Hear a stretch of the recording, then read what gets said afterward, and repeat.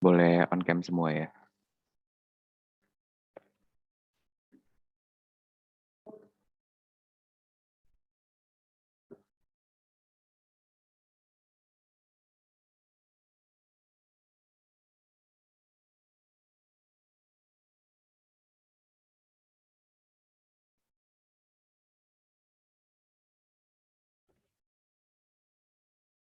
Boleh minta tolong Axel Sira buat fotoin kalau udah on cam semua.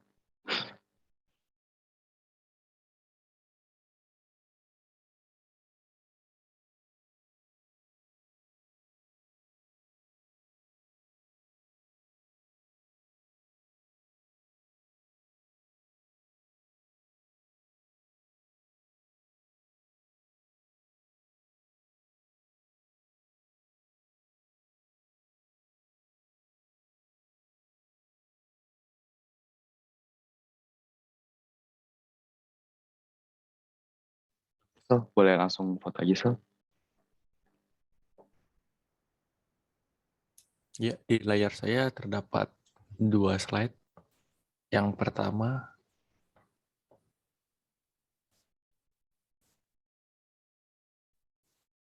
yang kedua,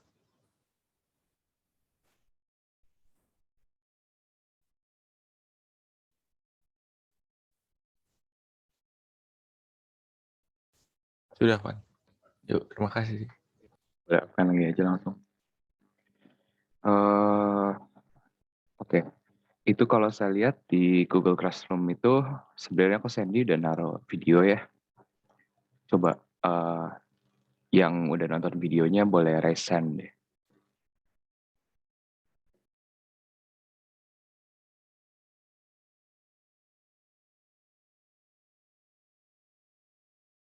Belum semua kah?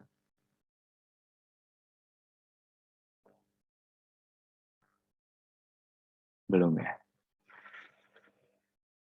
Oke.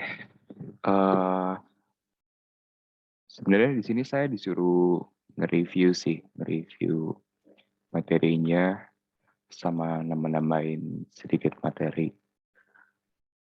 Saya pikir tadinya udah pada nonton, biar saya bahas singkat aja. Cuman berarti kalau gini saya masih bahas banyak ya. Oke, oke, saya mulai aja. Hmm,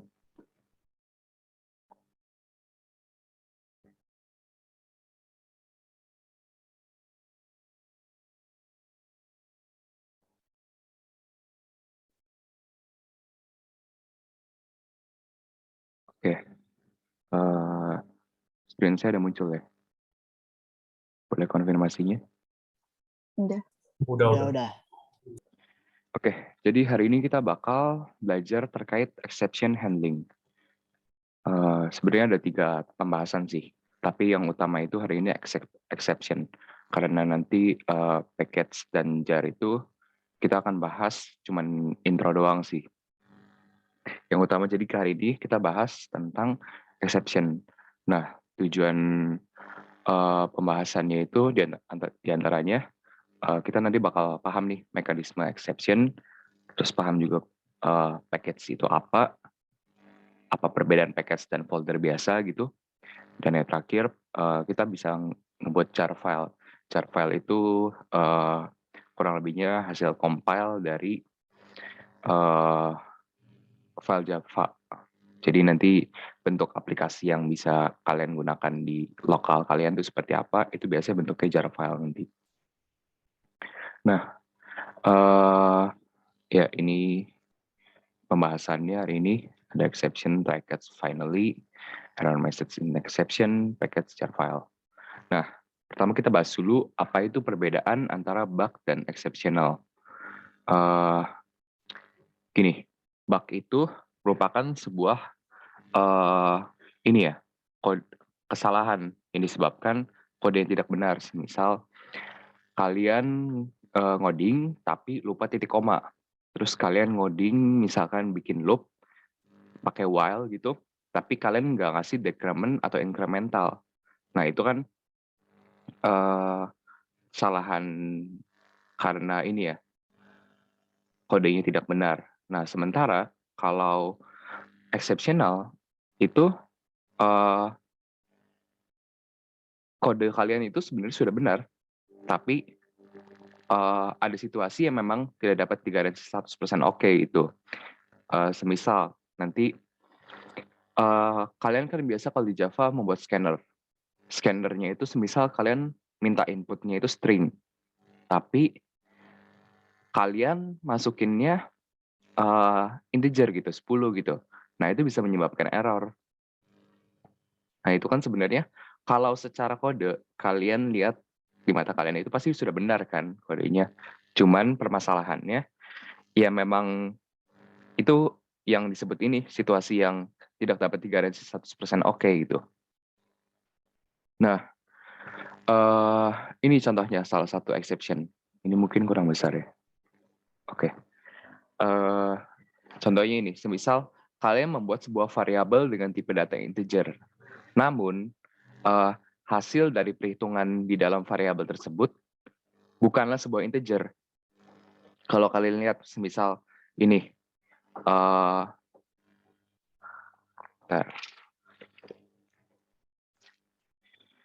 semisal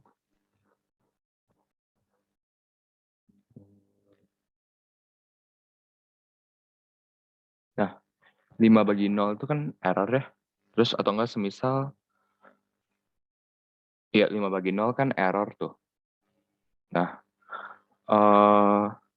itu kan nggak ada hasil angkanya ya, dan bukan integer gitu. Nah, itu yang disebut tadi juga situasi yang tidak dapat digaransi 100% oke gitu. Nah, nanti ditanggulanginya pakai apa? Pakai exception ini. Nah, mekanisme exception untuk mengatasi error itu sama seperti kita sekarang kan belajar objek ya.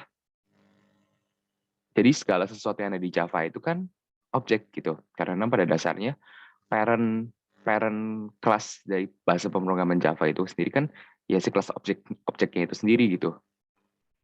Nah, exception sendiri juga merupakan sebuah objek yang dibuat ketika terjadi error dalam program Java dan Java tidak dapat secara otomatis memperbaiki error tersebut.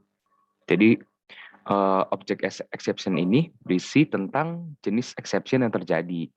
Nanti jenis exception seperti yang salah satunya tadi, input mismatch. Input mismatch itu yang tadi scanner semisal scanner pengennya string, cuman kalian masukinnya integer gitu. Namun yang informasi yang paling penting adalah penyebab exception-nya itu. Jadi nanti tujuan kalian pakai exception ini supaya kalian bisa ngasih tahu nih, bisa ngasih tahu si program kalau misalkan error-nya ini karena apa gitu. Nah, ya bisa ngasih tahu program dan program kalian tuh tidak terhenti gitu. Oke. Setiap jenis exception yang dapat terjadi diwakili oleh exception class yang berbeda-beda. Nah, ini contoh tipe exception-nya. Ada illegal argument, input mismatch, dan sebagainya. Kita bisa search saja sih.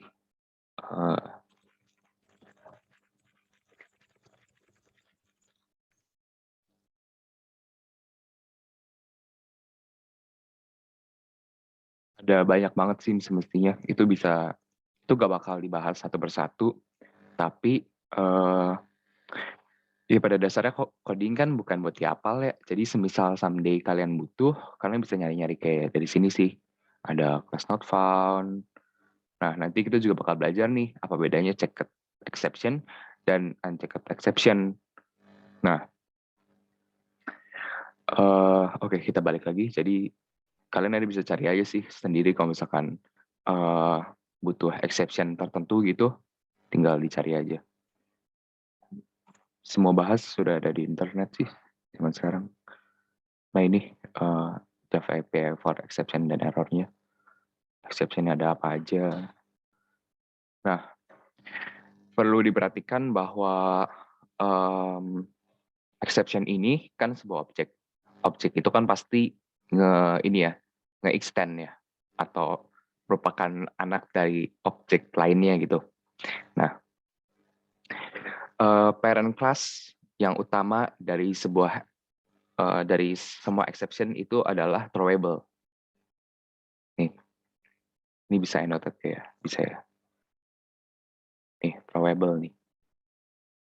Nah, seperti yang saya bilang tadi, semua yang dibikin oleh Java itu pasti bakal nge-extend ke objek. Jadi parent class utama dari bahasa pemrograman Java tuh yang mendasari segala fungsi-fungsi lainnya gitu, itu merupakan sebuah objek. Makanya dia kan paradigmanya juga emang OOP Java tuh. Nah, di bawah throwable nanti baru ada exception ini.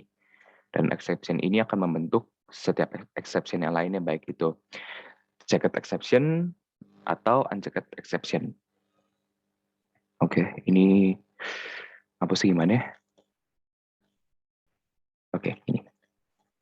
Oke. Nah, lanjut. Jadi untuk mengatasi exception itu, kita harus menggunakan try, catch, and finally. Nah, kita bahas yang try, catch dulu nih. Setiap kali ada statement yang menghasilkan exception, maka harus menangkap exception dan menulis kode untuk antisipasi. Nah, menangkapnya itu seperti apa? Menangkap itu nanti pakai si catch-nya. Jadi, oke, kita supaya lebih jelas, kita ke bawah aja.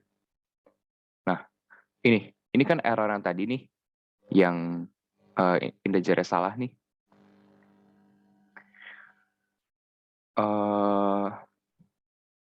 Jadi si try ini nih untuk diisi oleh statement kode-kode yang apa ya, yang mau dicek gitu, error atau enggaknya.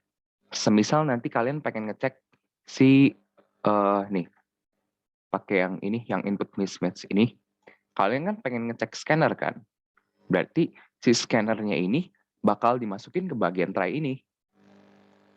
Nah, sama seperti ini, variabel C itu kan mau dicek kan, error atau enggak. Nah, si catch-nya itu kita menggunakan arithmetic exception, karena yang arithmetic exception ini mencoba nih operasi ilegal dari aritmatika. Jadi ini nih sebenarnya mirip kayak agak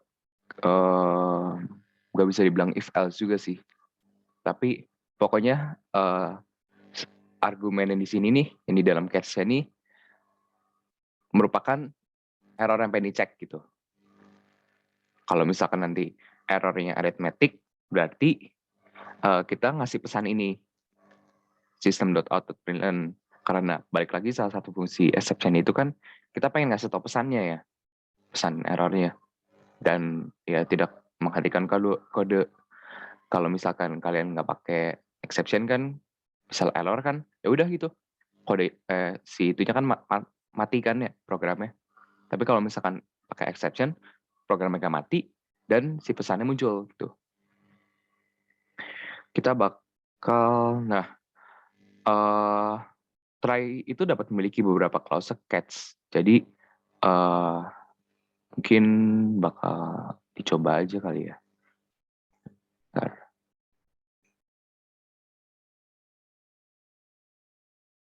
Oke.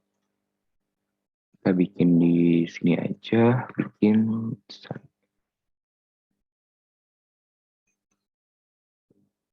kita bikin tes Java dulu.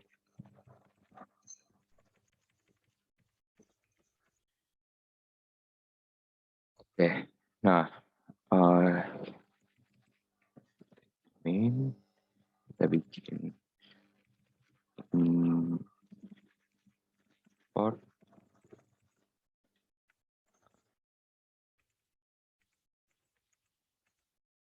import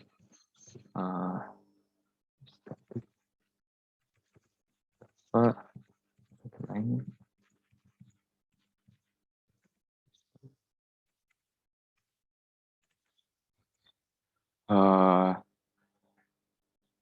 Kita split aja di layarnya. Ini jelas nggak ya kalau saya split kayak gini? Terlihat jelas kah? Boleh konfirmasi ya salah satu mungkin?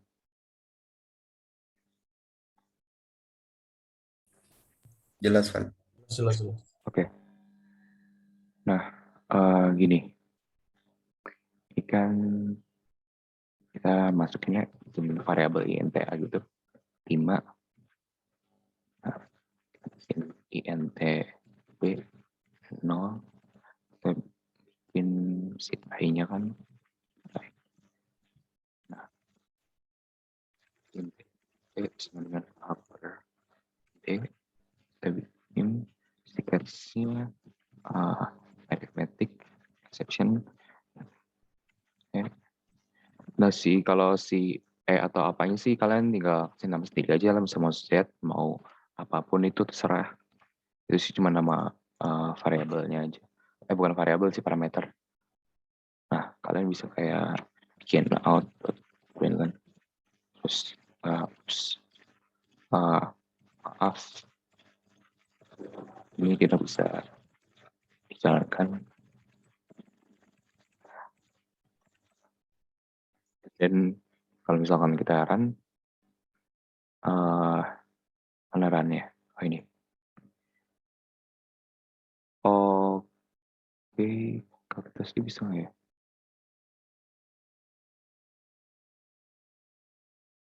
Oh, oke. Di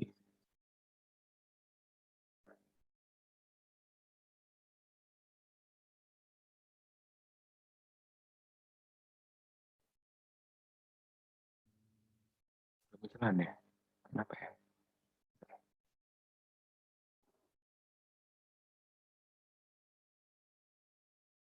Compiler. Oh, sorry.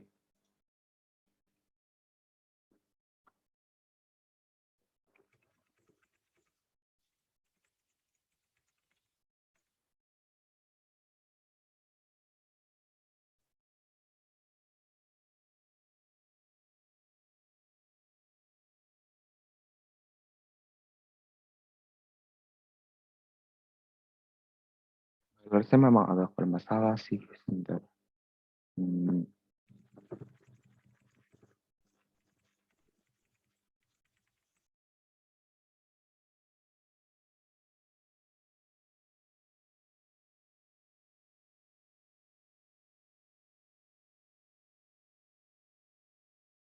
Kita copy paste aja.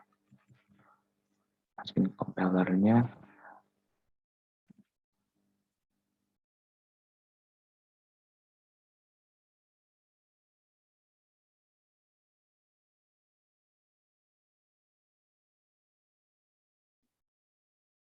Kenapa? Pembicaraan kenapa? Kayak masalah dengan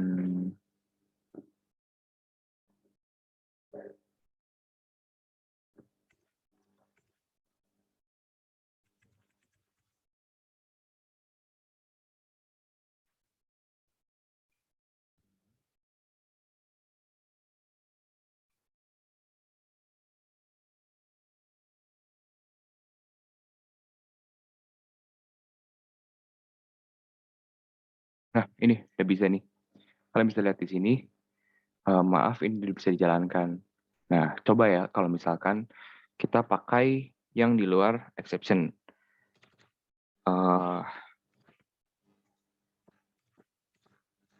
Kalau misalkan kita pakai di luar exception, berarti int p sama dengan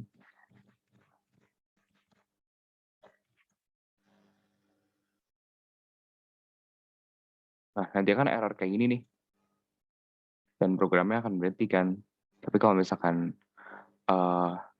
gini deh, semisal kita kalau misalkan kayak gini nih, kita nambahin yang saya maksud berhenti nih, semisal kita nambahin scanner gitu ya, scanner sc scanner gimana sih metode kayak ini, misal gini aja deh.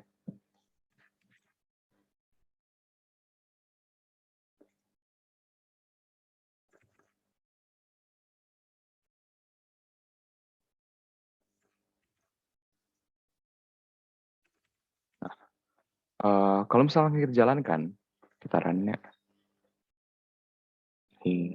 Oke. Nah, ini kan berhenti nih. Kenapa saya bilang berhenti? Karena yang bagian ini tidak dijalankan. Bagian kode selanjutnya. Sorry. Ini kayaknya ada yang kurang ya. Oh, sorry. Nah,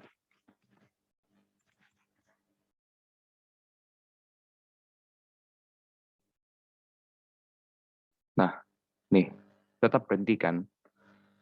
Yang karena masalah di sininya. Nah, kalau misalkan kita try catch,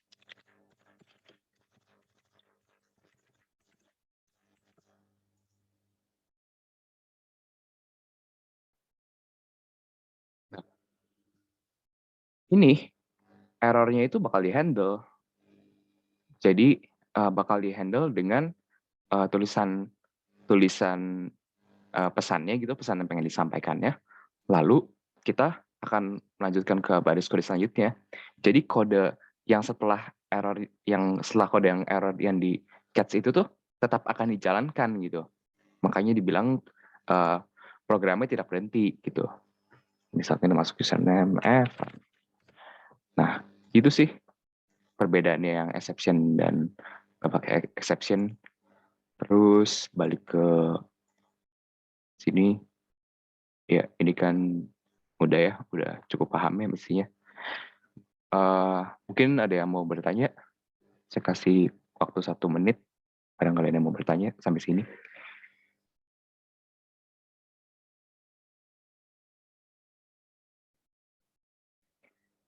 Nanti habis ini kita bahas terkait, sorry, saya belum bahas yang ini ya, yang close sockets yang beruntun ya.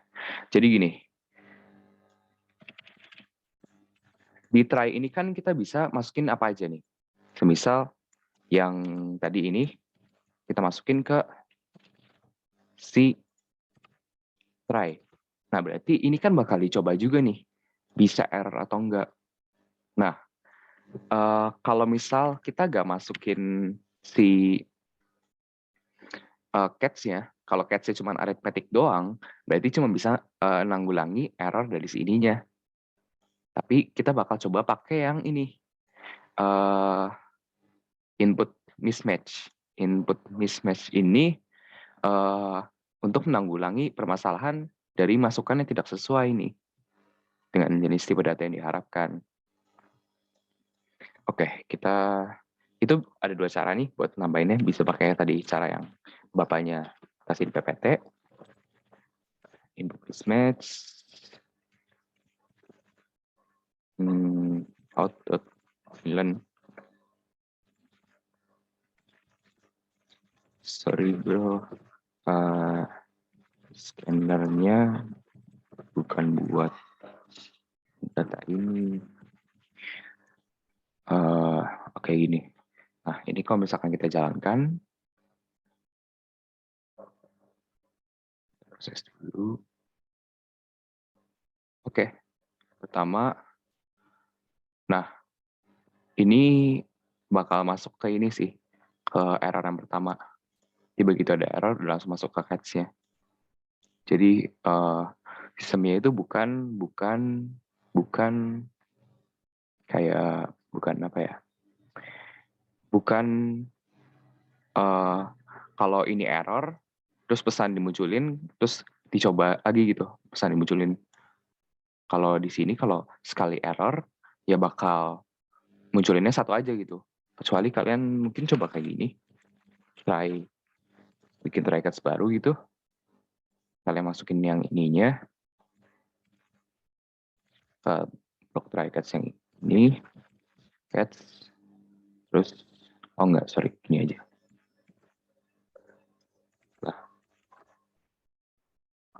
Kalau misalkan kayak gini semestinya bisa sih. Saya juga belum pernah nyoba, tapi mestinya bisa. Nah, ini kan bakal udah error nih, tapi tetap bakal dijalankan kan yang ini karena beda blok try catch. Terus kita masuk ini kan string ya, kita masukin F6. String bisa 6 ya, yang nggak bisa tuh apa ya? Coba misalkan kita ini int in. Sepertinya nggak bisa ya.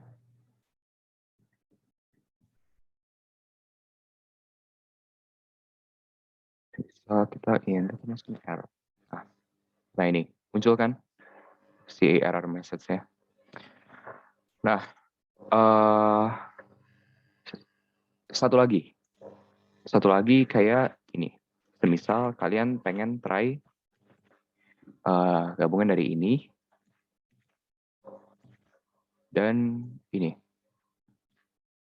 Nah, tapi si error message-nya itu pengennya sama gitu. Kalau pengen sama, berarti bisa kita bikin kayak gini. Catch input mismatch. Kayak gini mungkin, kalau nggak salah. Kita coba ya. Mismatch, arithmetic.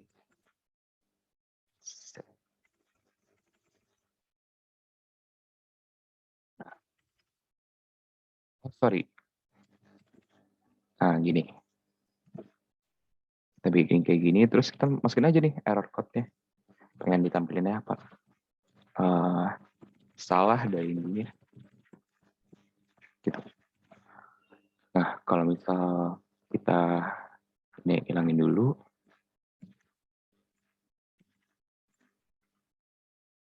Kita jalankan. Nah, muncul nih. Tapi ini kan tetap ya, balik lagi. Yang kehitung yang atas. Karena kalau misalkan kita masukin, semisal yang TC-nya itu 8 gitu. Sekitaran. Nah, semisal kita masukin C. Nah, baru nih masuk ke yang kedua. Pokoknya kalau misalkan cuma satu blok try catch, itu akan masuknya ke yang bukan masuk, maksudnya error yang dihitungnya error yang paling awalnya. Jadi kalau misalkan udah error yang ini, ya langsung dimunculin pesan gitu, ke bakal masuk ke error yang lain lagi.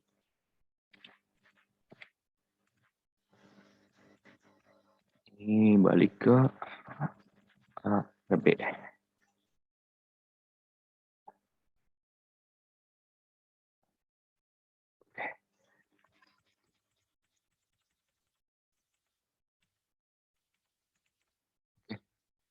Itu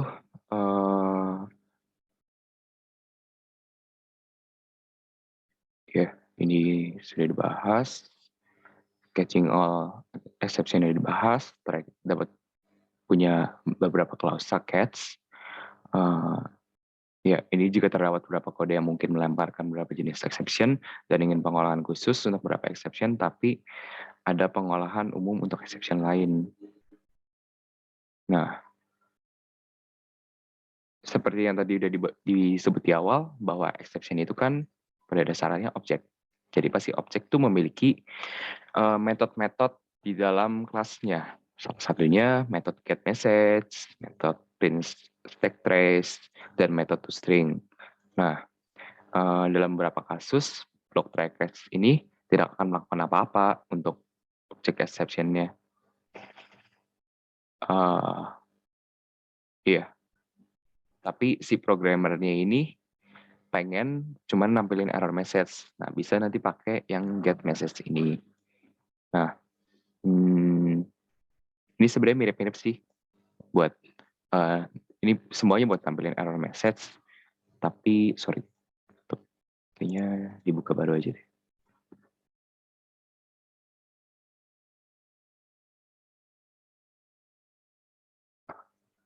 Nah, ini sebenarnya mirip-mirip aja sih.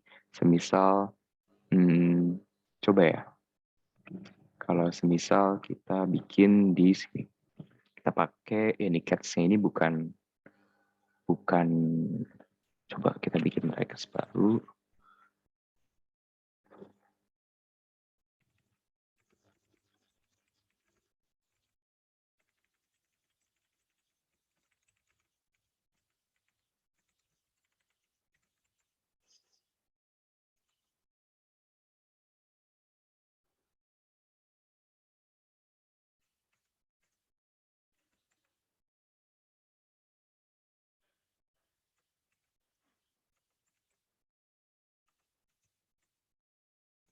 main kemana dulu ya biar ini double klausa nanti.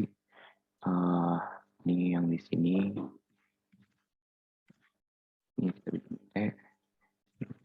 kita bikin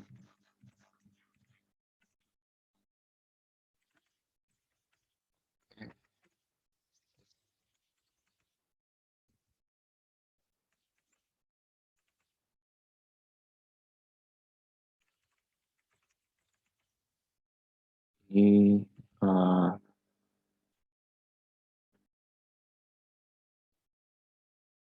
yang ini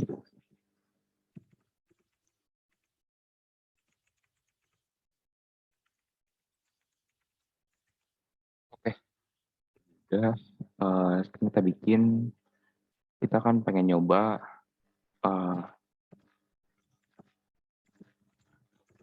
show error message. Nah, kita pengen coba kan kayak gini aja, pakai yang int aja. Int terus si catch-nya itu yang arithmetic.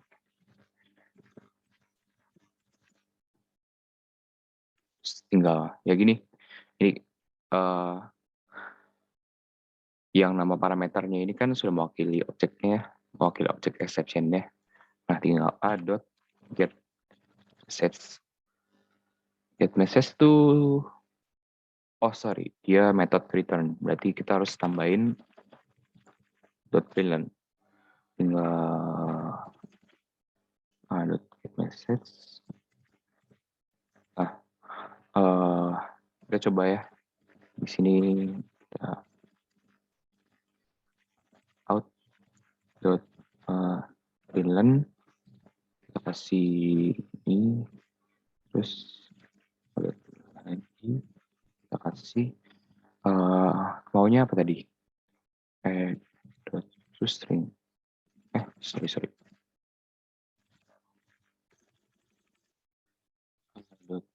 String. Nah, kita lihat apa bedanya ya. Sekarang kita tambahin dulu di sini.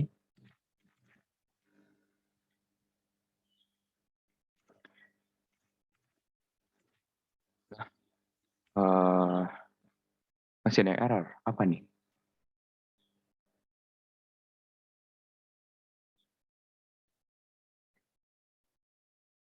Kenapa? Oh, duplicate parameter. Oh iya, sorry. Aja deh. Sininya j.exception. Nah, kita jalankan.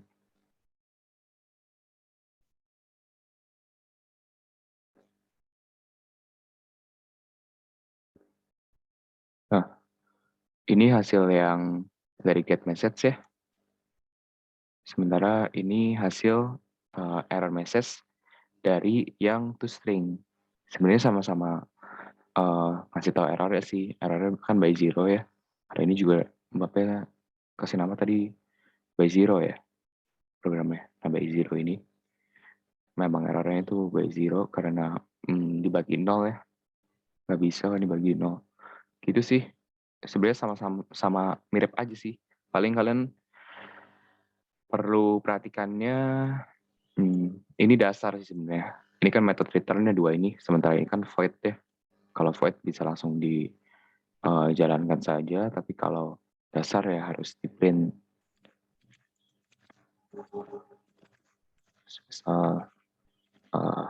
J.print trace. Nah, ini yang hasil stack trace. Nah, kalau stack trace ini nih errornya sudah paling detail. Jadi bahkan sampai line-nya itu ketahuan nih. Line yang errornya tuh bukan line. Baris kode yang errornya itu di mana bisa dicari nih lewat stack trace ini. Nah, gitu sih cara show exception message-nya. Nah, sekarang kita masuk ke finally. Finally itu jadi gini, try catch kan tadi kan yang try itu buat nyoba statement yang kemungkinan ada errornya. Buat nyoba statement yang kemungkinan ada errornya. Dan kalau ada error, baru nanti masuk ke catch. Nah, kalau misalkan nggak ada error kan, berarti udah di try aja gitu, nggak ke catch kan. Nah, ada satu fungsi di mana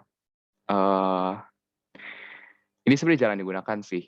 Namanya finally. Finally itu akan tetap dijalankan walaupun ya intinya akan tetap dijalankan. Mau itu masuk ke catch atau cuma di try, itu akan dijalankan. Ini biasanya digunakan semisal apa ya contoh kasusnya? Semisal kalian habis ngelakuin sesuatu gitu, terus kalian tuh habis itu pengen langsung buka dokumen tertentu gitu, si aplikasinya pengen suruh buka dokumen tertentu. Nah, ini bisa pakai finally sih. Intinya, kalau misalkan nanti kalian pengen bikin operasi yang harus langsung dijalankan gitu setelah try catch ini, boleh langsung pakai finally. Nanti mungkin bakal lebih relevan ketika dapat studi kasus sih. Kalau kayak gini ya paling caranya ya kita cuma bisa coba di sini aja sih kayak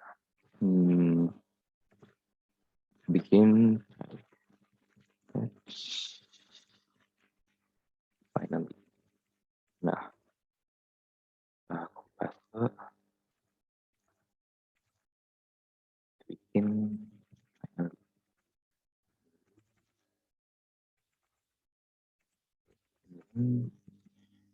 Akan tetap dijalankan.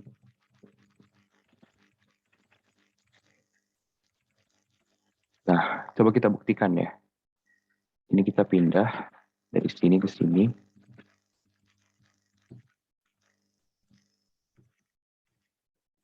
Nah, semisal ini kan berarti kondisi pertama nih akan masuk ke catch-nya nih. Ya, akan masuk ke catch-nya. Nah, kalau masuk ke catch-nya, kita coba run, kita proses. Nah, finally tetap dijalankan nih, walaupun catch-nya juga dijalankan. Nah, ini fungsi finally.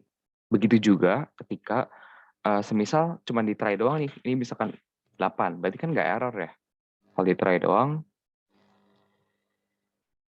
oke kita proses lagi. Nah, akan tetap dijalankan juga nih.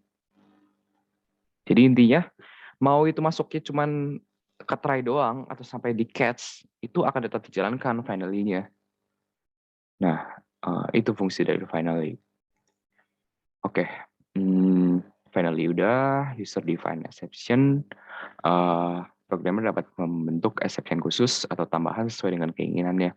Jadi, gini, ini nanti bakal dibahas di akhir, bakal bahas lagi sih. Tapi ini intro dulu.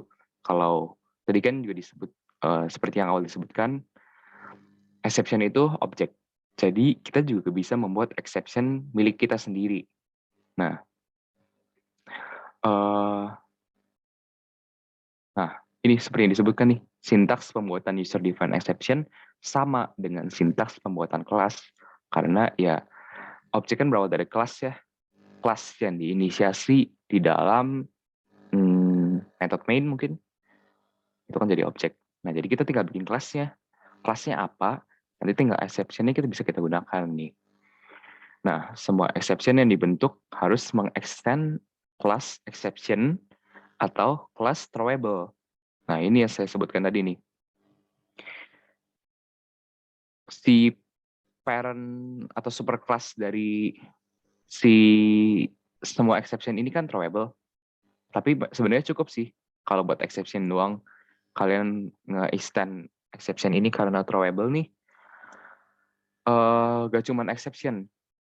Tapi nanti error juga error juga masuknya ke si throwable. Jadi dia lebih lebih luas gitu. Jadi kalau kalian butuh cuman exception ya boleh extend exception-nya doang, tapi kalau butuh sampai error-error seperti ini, ya nanti bisa throwable sih. Ini bisa dipelajari aja nanti. Ini nge-catch apa errornya, dan sebagainya.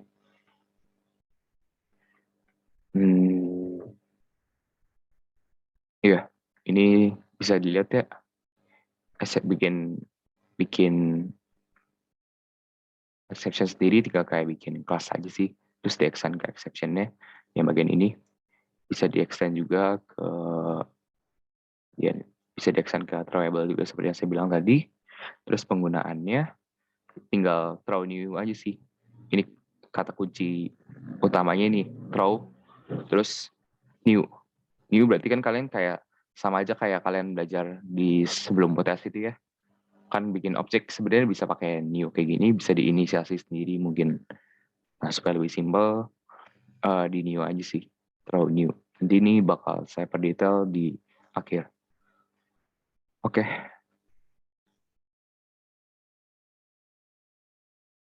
Oke, ini adalah latihan exception. Kalian nanti boleh coba aja nih. Ini udah pakai. Ini mestinya kalian udah ngerti sih. Tadi kan saya udah bahas input mismatch juga ya. Kalian nanti boleh coba aja, coba sendiri. Oke, pembahasan tentang exception-nya udah selesai sih ini. Kita bakal coba masuk ke package ya. Package itu menyatukan atau memilah-milah kelas yang berhubungan sehingga memudahkan untuk akses proteksi dan pemeliharaan. Gini, pada dasarnya kelas itu ketika kita buka di file explorer itu hanya sebuah folder. Namun berbeda dengan folder biasanya, kelas ini dibikin menggunakan maksudnya package. Package ini berbeda dengan folder biasanya karena dibikin menggunakan IDE. IDE itu NetBeans ya, contohnya salah satunya. Nah, semisal di source package ini kita bikin new Java package. Misalkan kita pengen ngasih nama coba-coba. Nah, ini package-nya nih. Dibuat ya. Berarti kayak salah deh. Mestinya dibikinnya di apa ya? Source package kan ya.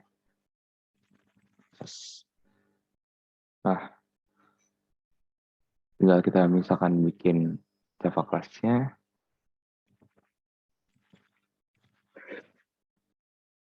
Nah, si package-nya udah aktif nih ketika ada si Java class. Nah,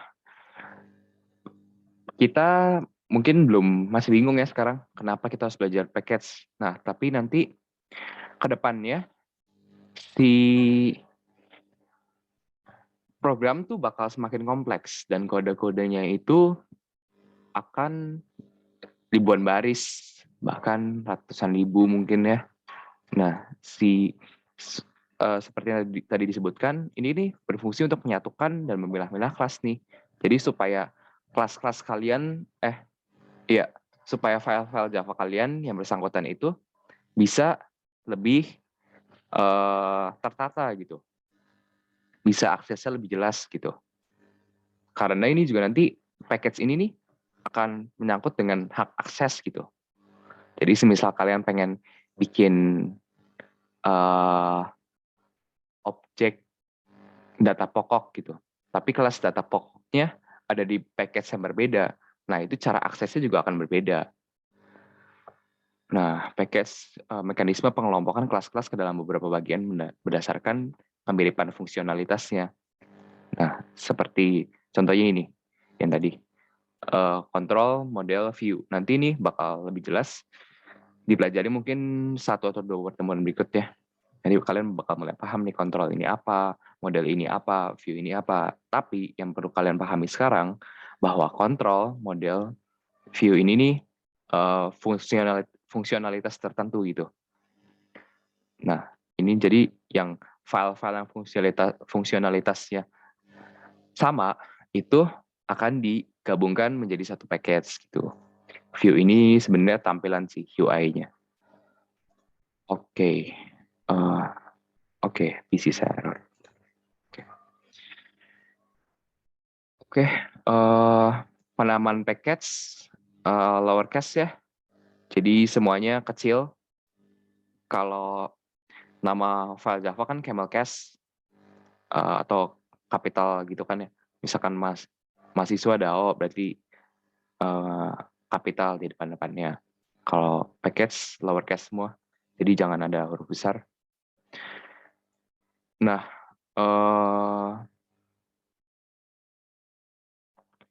reverse domain tuh sebenarnya dibalik. Kayak ini kalian lihat crossfed.engine.org jadi org.engine.crossfed my package. Nah, ini sebenarnya kepake nggak ya? Tergantung setting di IDE kalian sih. Kalau di saya sih nggak kelihatan ya. Ini sebenarnya semua ini package mulai dari crossfed,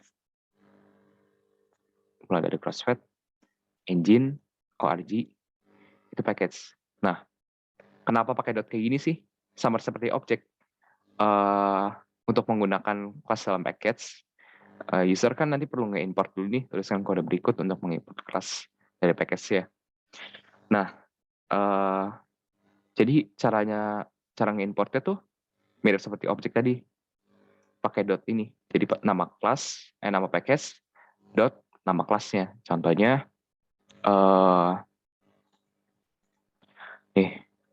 saya punya project aplikasi penjualan. Kita bikin di bagian, kalau salah di bagian aplikasi babkanya itu, nah coba saya hapus dulu ya. Nah, kita ini kan pengen ngebikin objek data pokok nih. Objek data pokok. Tapi si kelas data pokoknya kan ada di package model. Nah, ini kan berbeda kelas nih. Kalau berbeda kelas, kita nggak bisa langsung ngebikin objeknya aja. Karena objek dibikin kan harus satu kelas kan.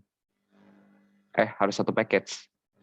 Sorry, saya kebalik terus dari package sama kelas. Mungkin kalau nanti saya salah ngomong lagi, kalian bisa interupsi langsung aja ya. Takut nanti malah jadi miss konsep. Iya, jadi kalau kita bikin objek dari sebuah kelas itu harus satu package. Kalau berbeda package, berarti kita harus import nih. Importnya caranya kayak gini, seperti yang tadi di PPT ya. Pakai nama package-nya apa, terus dot si nama kelasnya. Nah, kita baru bisa bikin objeknya nih di dalam file aplikasi Babka ini. Gitu sih. Itu cara pakai package ya, bukan pakai package, pakai kelas. Nah, kalau bintangnya berarti kalau misalkan kita import kayak gini, berarti kita sudah bisa menggunakan semua kelas yang ada dalam package tersebut gitu. Oke, itu terkait package. Nah, ini seperti yang saya bilang tadi, domain itu kan dibentuk dari package ya. Jadi sebenarnya kayak IT, Maranatha, Edu, itu merupakan sebuah package. Terus tadi yang disebut juga penamaannya itu reverse domain. Penamaannya itu kan it.maranatha.edu. Padahal kalau dilihat yang edu itu yang paling atas. Mestinya edu yang di depan kan. Tapi karena reverse domain, jadi edunya yang di belakang. Oke, sekarang kita package-nya udah selesai nih. Kita masuk ke create jar file. Create jar file.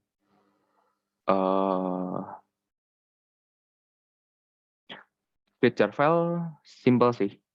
Ini mungkin kalian masih bingung ya, kenapa kita harus create jar file ini. Tapi nanti selanjutnya itu kita bakal benar-benar bikin aplikasi, di mana aplikasi itu bisa disambungkan ke database, nanti bisa juga iya sih, bisa pakai nanti database-nya pakai lokal yang SAMPI, terus nanti bakal seperti aplikasi NetBeans ini, bisa dibuka kayak gini, bisa digunakan. Nah, nge-compile-nya gimana? Nge-compile atau ngebentuk aplikasinya, ngebuat aplikasinya, itu bakal pakai jar file ini. Contoh, mungkin kita pakai yang apa ya? Yang ini deh. Yang ini kalau salah di pertemuan 14. Pertemuan 14, praktikum, Evan, this. Ini saya hapus dulu ya. Nah, kita bakal nih cara ngebuat jar file. Kita tinggal klik kanan, clean and build, lagi diproses.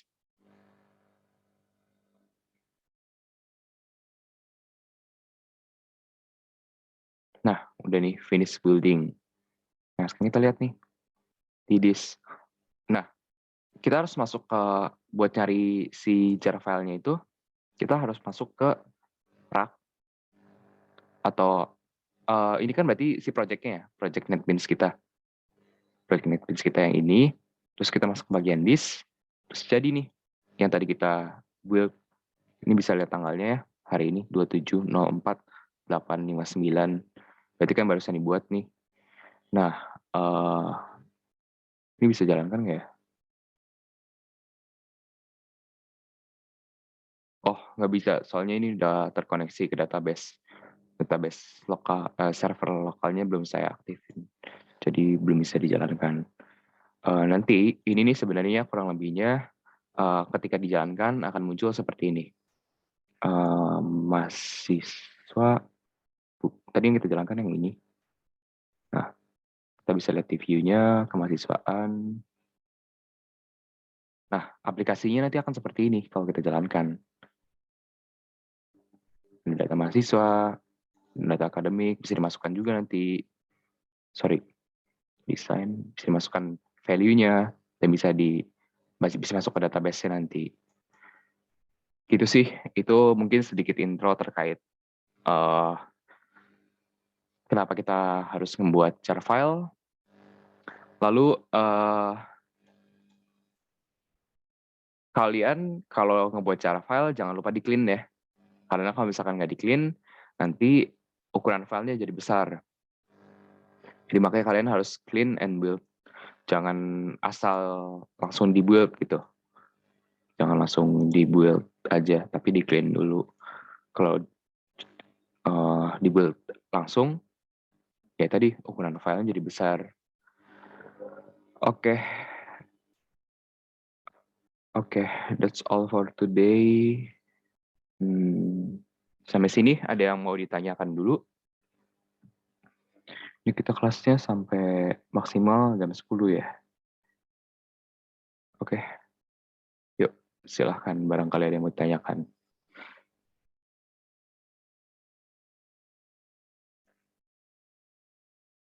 Ada yang udah nyoba ini belum? Latihan yang tadi, yang adakah? Belum ya?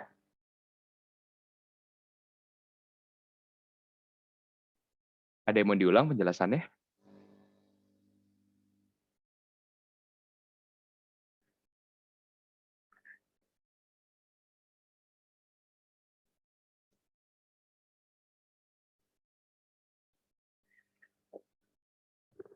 Oke, sepertinya udah jelas semua.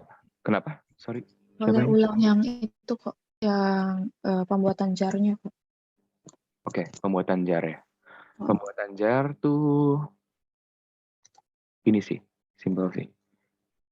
Kita tinggal klik kanan, terus tinggal pencet clean and build aja udah. Gak perlu, kalau di Cosendi kan di PPT kan Ada masuk ke properties ya dan ke properties dan lain-lain. Tapi coba ya kita ikutin yang Cosendi nih. Hasilnya akan sama sih. Nih, kita coba didatengin dulu ya. Tadi kan ini, sorry. Oke, sebentar. Dia masih nge-run ya file si ininya.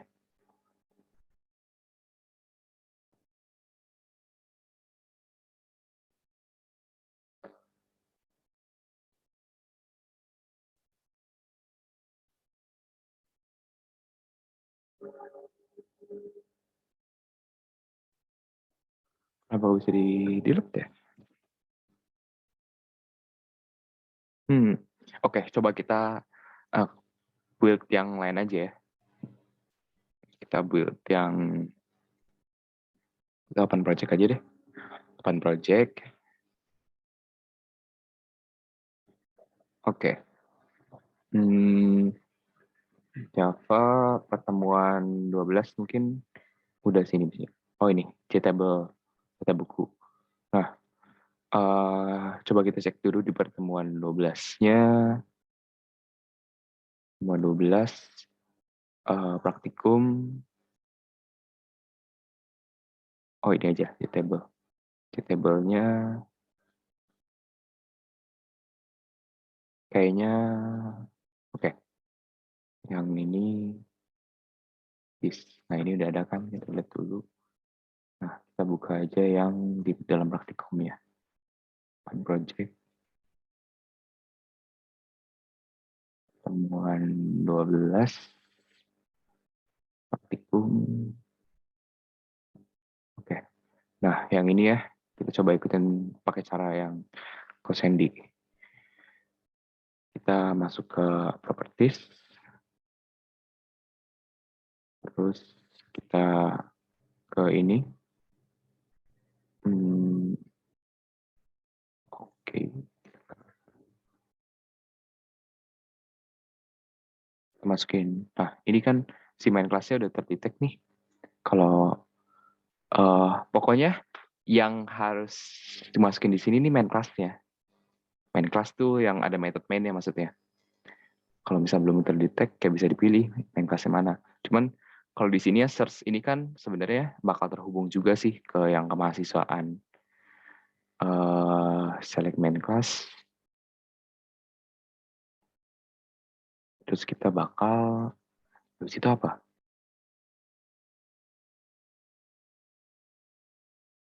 Oh, oke. Sebenarnya sama Cosendi juga.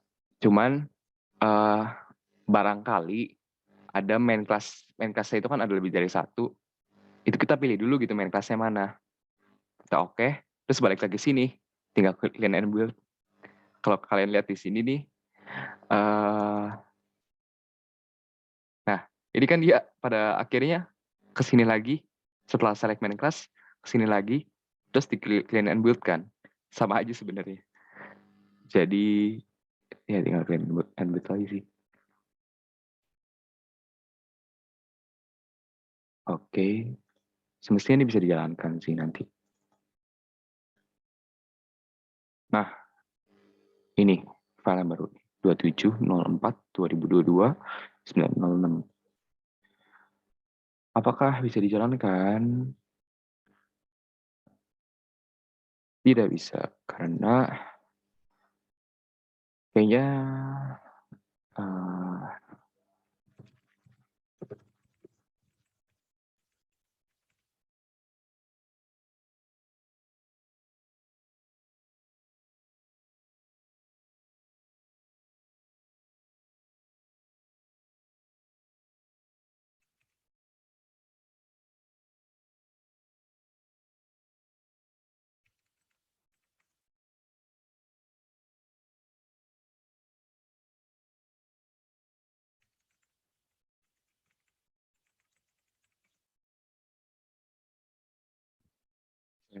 Java version pakai apa ya? Saya lupa komennya. Oh, Java mini version. Java version. Oke. Oke, 1.8 ya. Ini kayak ada perbedaan versi antara yang kemarinnya waktu saya semester 2 sama yang kali ini sih. Saya kemarin ganti downgrade sih sebenarnya. Saya turunin versinya kemarin. Tapi kurang lebihnya nanti bakal muncul seperti ini sih. Setelah kalian bikin jar filenya. Ini mungkin bisa dijalankan aja sih. Jalankan kita jalankan. Oh, ini masalahnya. Masalahnya ya balik tadi. Ada database-nya. Jadi berarti mulai dari pertemuan 12 nanti kita ada bakal mulai belajar terkait database secara gambaran umum dan mapping objeknya ke database-nya. Ini gak bisa dijalankan berarti bukan karena berbeda versi sih, tapi karena database belum saya aktifin. Oke, itu sih. Tadi siapa yang nanya? Velin ya? Jelas ya, Vel? Ya Kak, jelas kok. Makasih Kak. Oke. Ada lagi mungkin yang mau ditanyakan?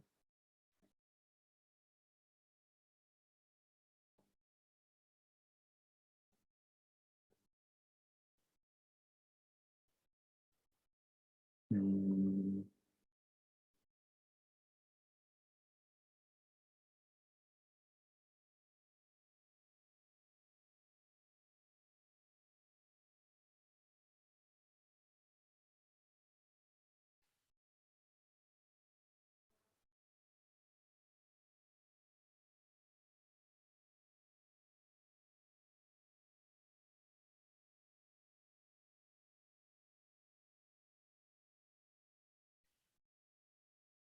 oke.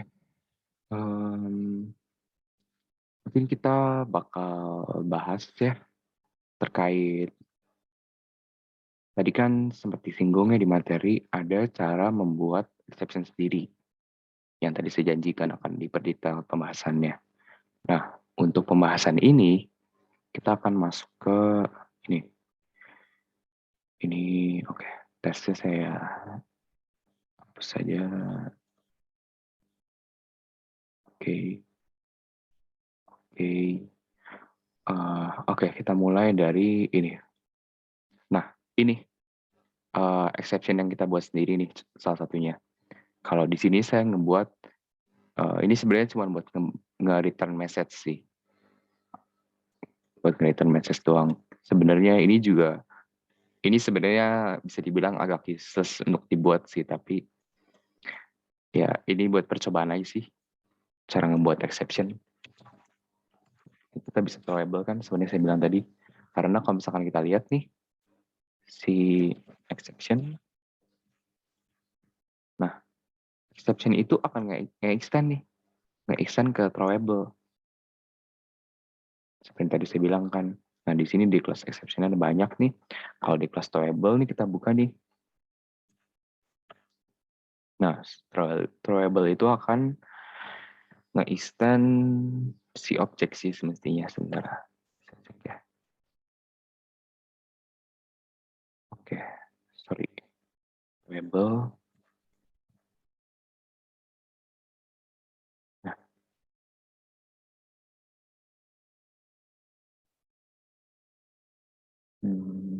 ya, bakal nge-extend si ini nih. Objeknya ini.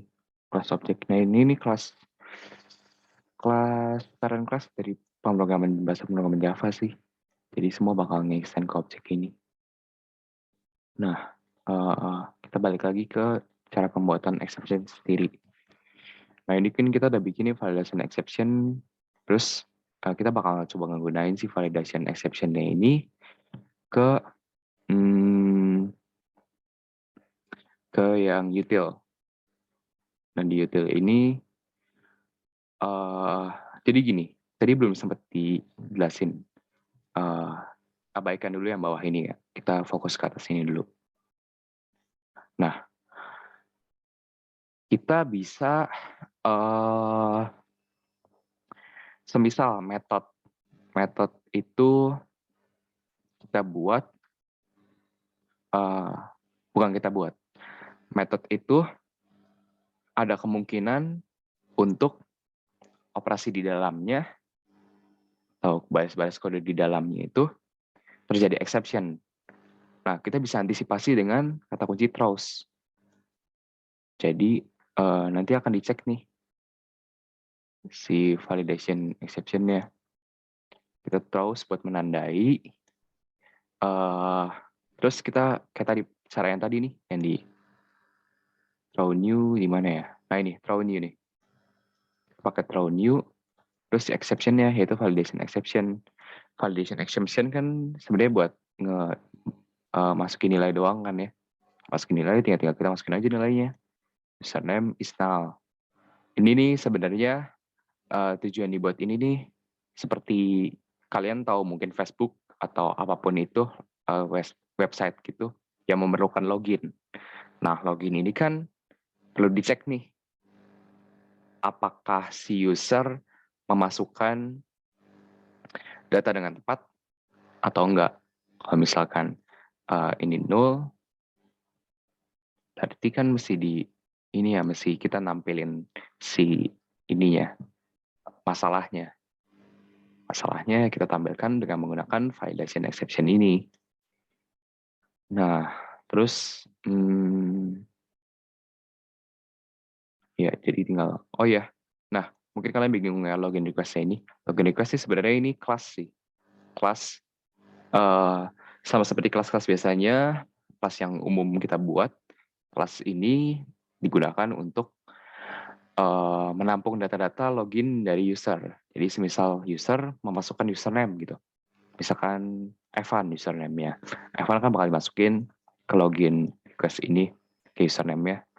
Terus password-nya apa, misalnya password-nya Evan juga, berarti bakal masukin juga. Terus supaya aksesnya lebih mudah, dijadikan objek login request ini.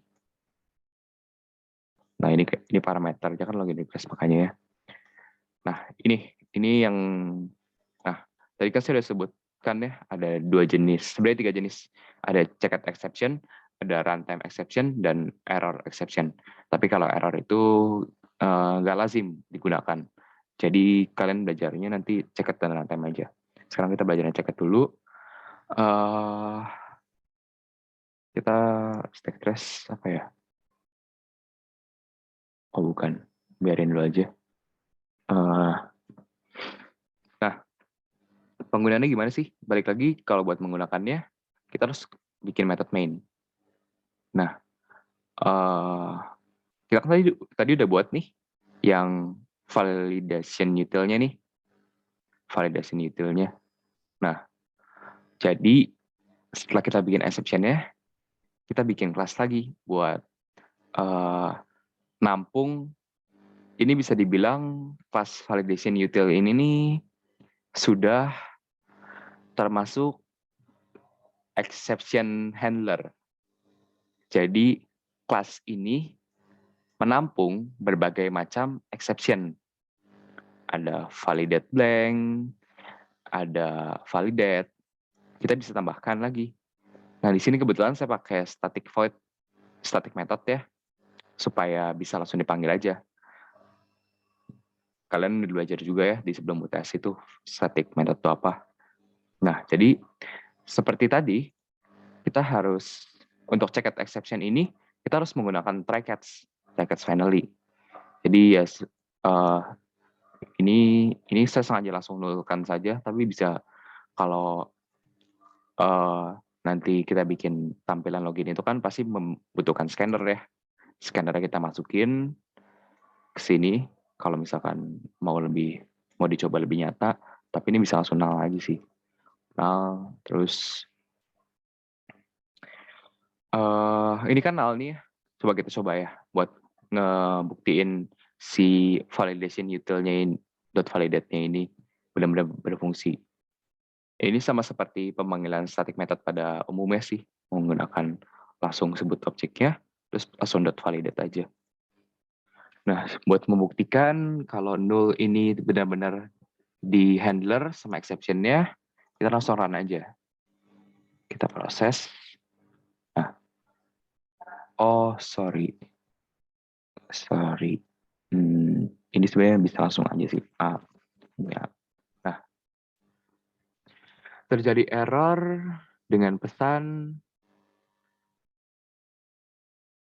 username is null. Nah, akan masuk sini nih.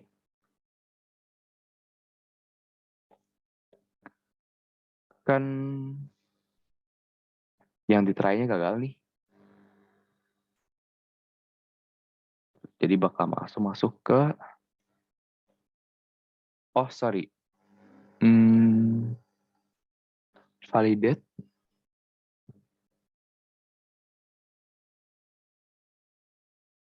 Iya. Yang di sini kan di validate gagal, jadi masuk ke validation exception-nya dengan pesan terjadi error, terus errornya username is null, get message-nya. Itu sih cara penggunaan dan checked exception. Nah, perbedaan yang checked exception dan runtime exception. Apa bedanya? Kita harus kembali lagi nih. Perbedaannya itu kalau runtime, ini kita tetap menggunakan, oke, kita harus ke ini dulu, ke blank exception. Blank exception ini nih sebenarnya sama dengan yang validate exception ini, cuman ini versi runtime-nya. Jadi ini fungsinya kan cuman ngebalikin message. Ini versi lebih simpelnya, bisa langsung super message aja karena pada dasarnya di parent-nya itu udah ada method get message. Nah, tapi di extend-nya bukan ke si exception, tapi ke runtime exception. Jadi ini lebih mudah nanti bisa kita lihat perbedaan dengan runtime exception. Nah, ini kita udah bikin exception-nya, terus kita masukkan ke exception handler-nya, yaitu validation.util. Exception handler-nya kita bikin yang runtime exception-nya. Nah, perbedaannya di mana sih runtime dan tidak? Nah, kalau runtime, kita nggak perlu nih throw ini. Sebenarnya bisa nih. Kita misalkan pengen throws dot berarti blank exception.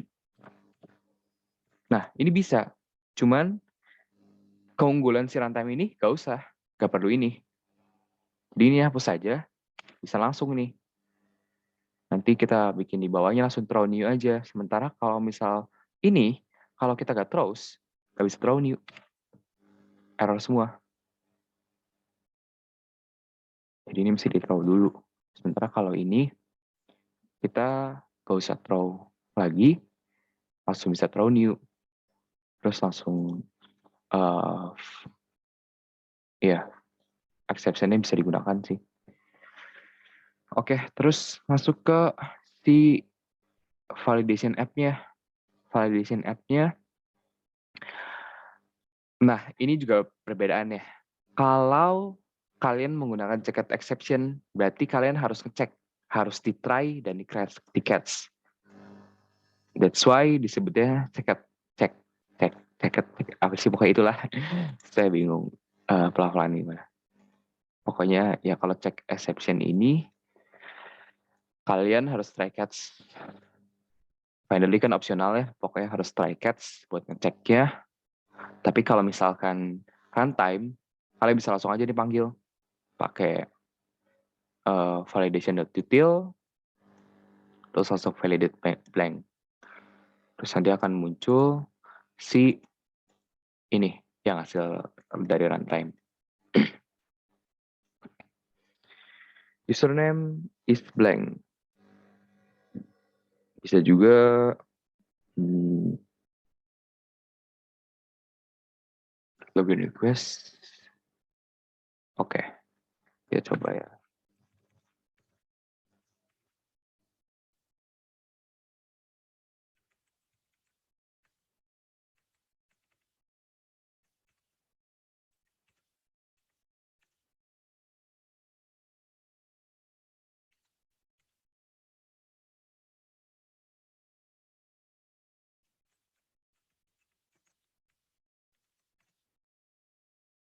Kok bisa ya? Get message ini nih method apa sih?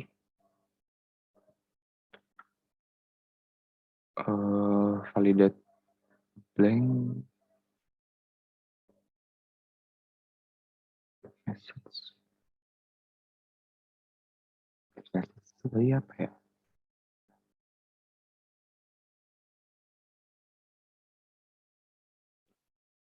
Dan mestinya bisa return-nya get message, atau enggak mungkin kita bikin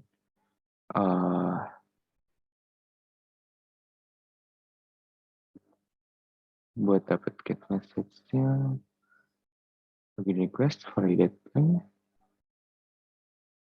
Oh sorry, ini kita bikin ini. bisa juga. Ya berarti gak bisa pakai method get message-nya sih. Atau mungkin bisa, cuman saya lupa caranya.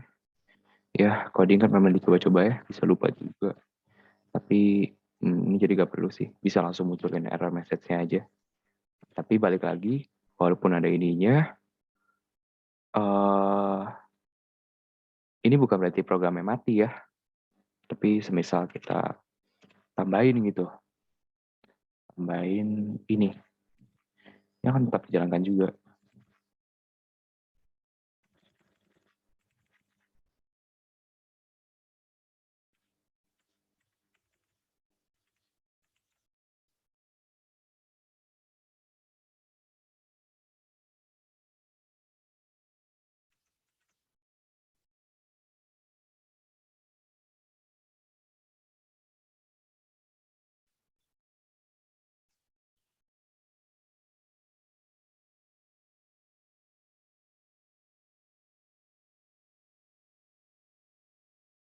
Validation.java. Validation app 24 error.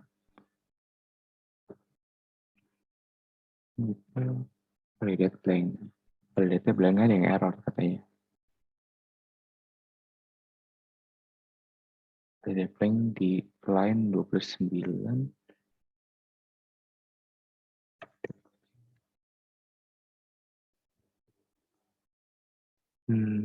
Java 19. Validate blank for new. Expression is empty.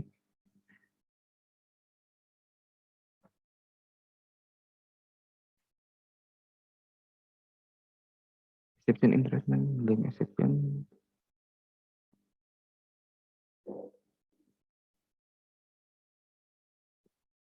Oke.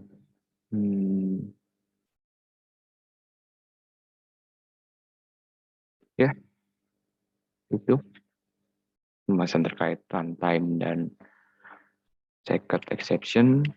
Berarti sekarang kita udah paham bedanya itu apa. Kalau in summary-nya, kalau checked itu berarti kalau misalkan kita pengen bikin exception handler atau method yang bisa itu nanggulangin exception, terus throw. Sementara kalau misalkan runtime itu bisa langsung kita panggil aja. Runtime itu salah satu contohnya ini sih. Nih, mana tadi ya?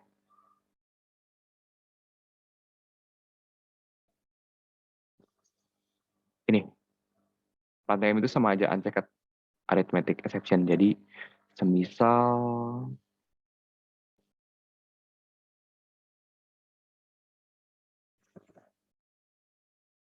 kita punya coba ya, kita coba aja nih. Saya agak lupa juga sih ini. Misalkan 5 dibagi 0 ya. Terus kita punya semisal arithmetic itu apa ya?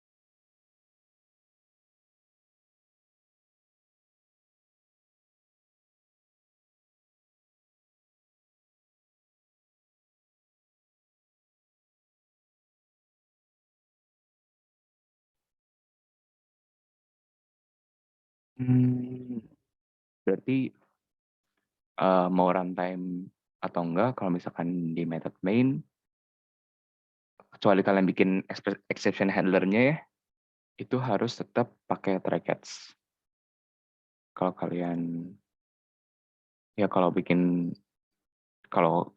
pakai exception handler harus pakai try catch karena arithmetic ini kan juga runtime sebenarnya. Nah,